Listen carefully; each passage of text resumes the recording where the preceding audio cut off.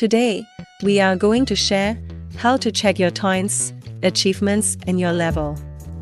You will earn Toins, which is a type of virtual coin, as you attend classes and attempt quizzes on tuition near me. Click on the button, My Account, and this button is located at the right side of our platform.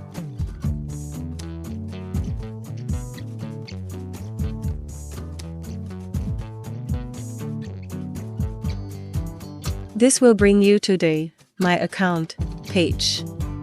You can check your Toins summary, gift cards, and other detailed settings on this page.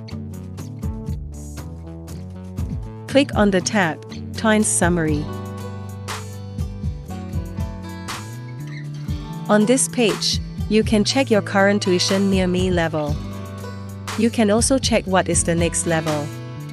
Here, it states that you need 121 Toins to unlock the level 4. If I try to click it, it will confirm my order. Now, it says that I don't have enough Toins to unlock the next level. That's because I only have 90 Toins.